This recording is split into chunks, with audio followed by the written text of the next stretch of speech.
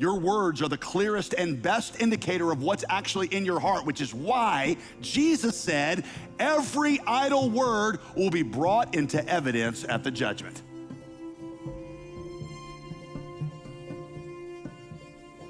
And that's because he says, out of the abundance of the heart, the mouth speaks.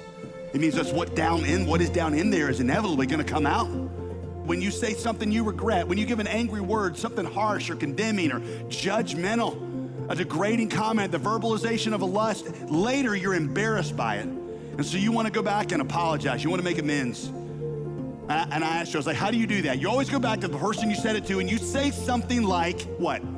I didn't really mean that. That's not really me.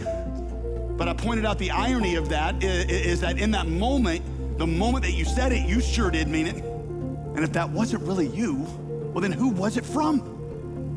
No, the truth is that you're frustrated at yourself for not better filtering it. But just because you successfully filter it doesn't mean it's not still in your heart. We're frustrated with ourselves for not putting better filters on our mouths when what we should do is lament what our words reveal about the depravity of our hearts. In verse 6, James says that the tongue is set on fire by the flames of hell itself. That is not just a hyperbolic metaphor. It means that the powers of sin and corruption and hell itself, our depravity, they're at work in our heart and it manifests from our tongues. Hear this. A tongue problem is ultimately a heart problem. Or so can a fig tree, my brothers, bear olives? No matter how much a fig tree wants to produce olives, no matter how many books it reads on olive production, no matter how many seminars it goes to on olive production, no matter how much willpower it exerts, no matter how much it hangs around with olive trees, a fig tree never producing olives. Neither can a salt pond, he says, yield fresh water. Or like Jesus himself said in Matthew 15:19, out of the heart comes evil thoughts, murder, adultery, sexual immorality, theft, false witness, slander, all kinds of depravity come out of that heart.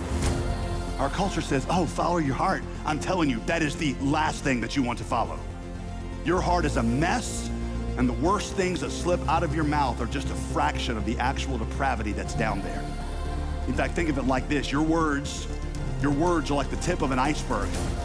All those sinful, unkind words reveal, you only see a fraction. They say about 1/5 of the average iceberg is what you see. The other 4/5 are under the water. You got this massive depravity of spirit underneath. Every idle word, Jesus said, every idle word is going to be brought into judgment. Even if your sins are ultimately forgiven, you will still have to answer for them.